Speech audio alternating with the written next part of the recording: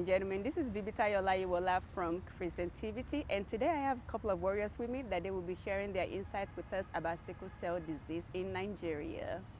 We're going to start with everyone introducing themselves. They can give us their age, their challenges, just a little bit of background on things that you guys do, and that would be nice. Adeswa, you want to go first? Hi, my name is Adeso, the founder of Voice of Adeso Sickle Cell Foundation. I was born a warrior because most people keep saying, when did you get sickle cell? I didn't get it, I was born with it.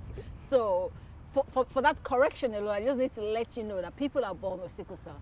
I'm a mother of two, a boy and a female, and as you can see, this is just for a while. Very soon I'll be back to my feet again.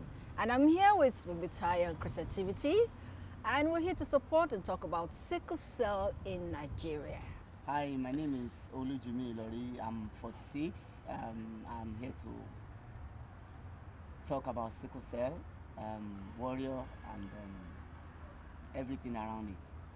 Hi, my name is Timizape Oluwaseyi, and I'm a student. I was born a warrior. I've lived for over 2 decades now. Yes, I'm still young. I'm a volunteer. I like to volunteer for events, especially the ones concerning sickle cell disorder. So the first thing that I want to start with would be, what is the biggest challenges that you face having sickle cell here in Nigeria? And if you could please, after answering that question, tag along, what are the ideas that you have to resolve those challenges? Over the years, what I've seen, I think I have 2 issues for me: the awareness issue and then the healthcare system in Nigeria. These 2 things are like the biggest difficulty, the biggest challenges for me as a person, because we see that unlike sickle cell, we see cancer everywhere. There's so much talk on it about. There's a radio show. You invite survivors of cancer to events to cheer up other people that are going through cancer. But it's not the same with sickle cell. People are not ready to talk about it. There's so much shying away from the truth. There's no good healthcare system. You go to the hospital, before you can even get an oxygen, you have to queue, wait and all that. Before you get drugs, you still have to wait. Before the doctor attends to you, you still have to, they can see you in pain. Like I had an injury on my leg few months back, and I went to school, to the healthcare center in school, and I was being delayed when I even have an exam in like the next 2 hours. A lot of things need to, I don't know.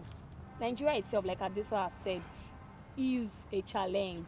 Now, bringing in sickle cell into it is a big challenge. So, for the area of the awareness, what I think can be done is, let's talk more about it. People should come out together and raise one voice. Let there be one voice. Let's say we're shouting out for sickle cell. We want a free genotype to be endorsed probably by all states. Then, by this way, we can even open up and say, okay, I know I'm AS, you are AS, okay, we're not compatible. Or even if we are going to go ahead to get married, we're not going to have children, we're going to adopt kids.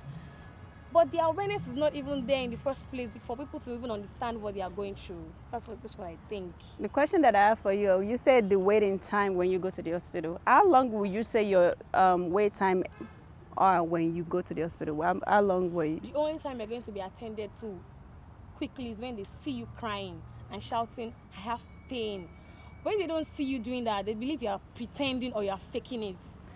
So do you think that is just solely for sickle cell patients, or do other people that may have other sicknesses they experience the same way?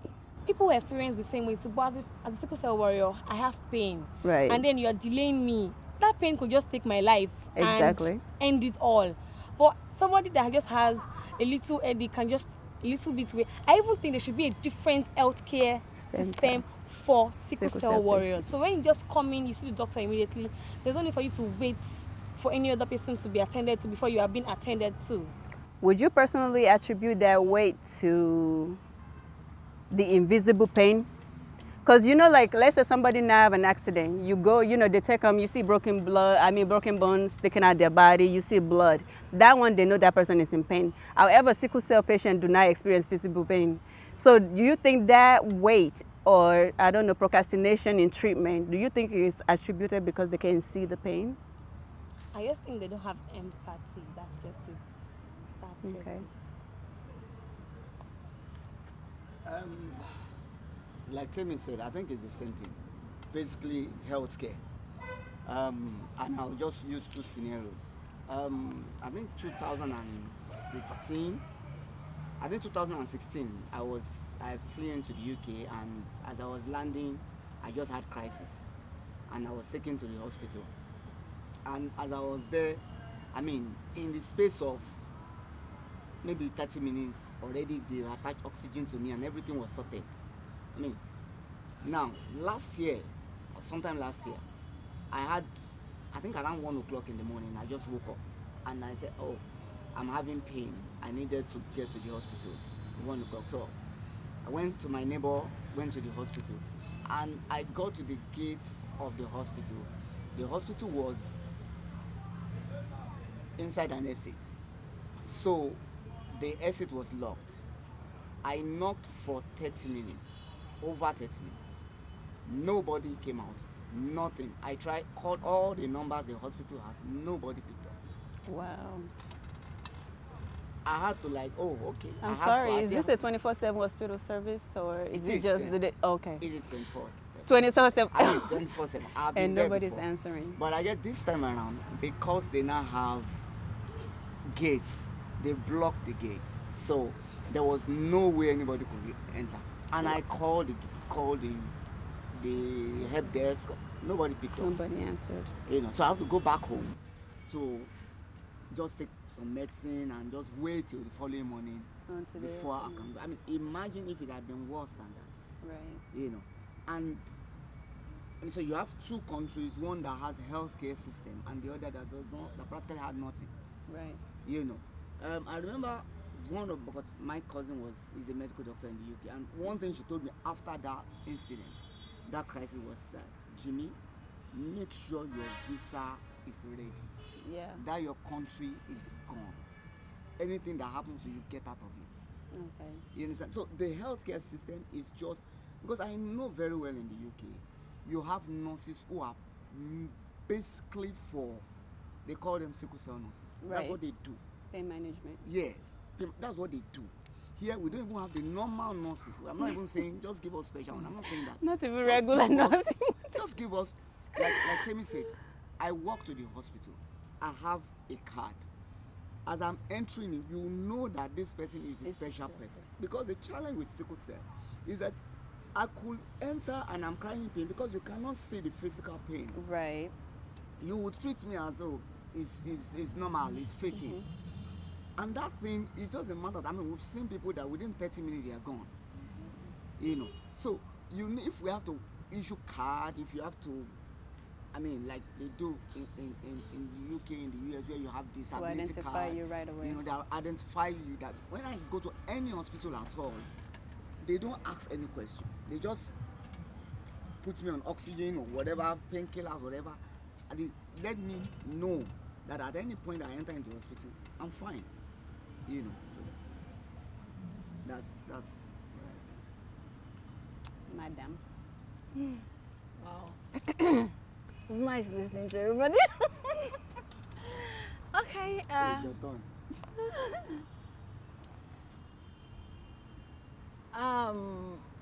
You asked the question, what are the challenges as sickle cell warriors that we face in Nigeria? The challenges are just simply endless, from social challenges to health challenges to health mismanagement to even place of work. You know, the challenge is not too much. When you are in Nigeria and you have sickle cell, I don't know. I don't know what to say. I just feel, you know, to me, I put it like, it is only God that sees you through when you have sickle cell and you're in Nigeria. Because number one, to start with, having sickle cell, living with sickle cell and managing sickle cell, it's by the grace of God, because at times I think even the medicines we take, at times it gets to a point it doesn't really help you. It doesn't work. It doesn't work anymore because your system is it's just, You become immune to it. do you understand, it's immune to it. Now, when you're having serious pain, I'm going to start with the medical health centers, like they said. When you're having pains and you go to the hospital, that's why they say our scars are not visible. When you're a warrior, your scars are not visible. Very few of us that our scars are visible, probably those that have been deformed through, sickle cell crisis and all that stuff. But naturally, when you look at a warrior, you don't see the scars written all over them because the pain is, you can't see it, you can only feel it. Now, when you get to the hospital, you're given cards. This person is a sickle cell warrior. So when you go to the hospital, obviously they know you didn't come to visit. You didn't come to say, hello, how you doing? Because, come on, it's not an amusement park. Right. So when they see you, the first thing, because they know you have a card, they know this person is a warrior. So when they see you, the first thing they need to do as a health practitioner, whether you don't even know the person is a sickle cell warrior or not, as long as you're a health practitioner, somebody walks into the hospital, I am sick. The first thing that comes to your mind is, what next? Let me treat this person. Right. Do you understand? I have been to the hospital, I'm having crisis, and a nurse is asking me, what's wrong with you? I'm in pains, I have crisis. What kind of pains? Yeah. I said, I'm in pains all over my body. They say, I wear and I touch it. I'm a sickle cell warrior now. Oh, really? Okay, the doctor is attending to somebody, you will wait. And my case was an emergency case that day. Are you understanding me? So, being in pain for how long before the doctor came? Anything would have happened. Right. Are you understanding me? Anything would have happened. People die like that, even without them being sickle cell warriors. People just die off like that. So naturally, the orientation that our medical practitioners have in Nigeria, most of them is nothing to write home about. So let's even put the fact aside that you are a sickle cell warrior. Naturally, the orientation our medical people have, it's not applaudable. I will use that word, it's not applaudable. Because most people die because of mismanagement in the hospital. Are you understanding me? Someone is in crisis. You're telling the person the doctor is doing ward round. Right. Wait, let the doctor finish with ward round. The people the doctor is doing ward round on, they are not in an emergency case. They are just in the ward, waiting for the doctor to just give them an update of are they improving or they are not improving. But there's someone who has crisis, and that person is not being attended to because the doctor is going on the ward round. Now, that's for the health sector. The society challenge. I'm going to start with that. My neighbor, you know, you see that woman is sick like a bone. That woman has a sickle cell child, though. They don't live long. That is another challenge, stigmatization. When you have sickle cell and you're living in Nigeria, the way you're being stigmatized, it's you need to grow a thick skin to be able to function normally. Because the orientation people have about sickle cell in Nigeria is these people, they don't live long. I don't know where it came from. I don't know where that orientation came from. They stigmatize you when they know you have sickle cell. Oh, they don't live long. You want even your friends, some of them will look at you funny when they find out you have sickle cell. The relationship-wise, you're going into a relationship, that's another challenge. The guy finds out you have sickle cell, or the lady finds out you have sickle cell. It takes the grace of God for her to get married to you. Because even if she wants to get married to you, or the man wants to get married to you, the family is another hurdle. That's right. Will the family love you? When the family finds out you have sickle cell, there's a question mark hanging in the air. Over your head. Are you sure we should allow this boy marry her? Are you sure we should allow this girl marry him? They don't live long, oh. Now, the first time I was aware that I had sickle cell, the first doctor that attended to me, I was like 9 then. You know what he told me?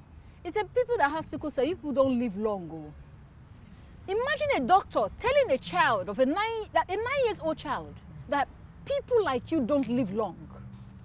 No, I'm trying to process it because when he told me then, I was trying to understand what he was saying. So when I go home, I told my mom, I said, Mom, they say people like us don't live long. What does that mean? A medical practitioner telling you that. Right. So you tend to wonder the kind of orientation they went through before they became medical doctors. A doctor does not tell a patient, even when the patient is dying, he will still be encouraging you. Don't worry, you will be fine. But here, you told a 9-year-old child that people like you don't live long, they die on time. So if I didn't have a solid foundation, family background, You can imagine the damage that would have done to me. I would have lost hope to life. So even when you're working in the place of work, I know how many jobs I've lost because I have sickle cell. But at the end of the day, I looked within me, I said, what do I love? I love the camera. Anything that has to do with the camera, I love it. And I went to a film school. I said, I'm tired of working for people. Because whenever I go there, at the end of the day, I lose my job. You can't meet up to target. Someone told me, my general manager sat me down and told me, you know what, we have a lot of people who are healthy. You know, this one you have sickle cell. You are not meeting up to target and we're losing money. I don't blame him. Yes, the company is losing money. But it's not my fault either. I was born with it. But at the end of the day, I lost that job. And that's supposed to be a livelihood for me. But I lost it. Why? Because I have sickle cell. So if you look at it, you suffer a lot of things because you have sickle cell. But when you, at the end of the day, you ask yourself, is it my making? I was born with it. If I have a choice, I wouldn't come with it. Right. So why is the society bracketing me? Why is my neighborhood bracketing me? Even in the office, you're being kept, you know, looked at in with one eye that make you know go, you know, things like that. So all these things are challenges. When you have sickle cell, it affects every aspect of your life. But it takes the grace of God for you to keep moving, for you to be positive, for you to decide to say, you know what, I'm not going to be in this box. I'd rather create my own box and be in it. So that's what I feel sickle cell is, the kind of challenges we face in Nigeria.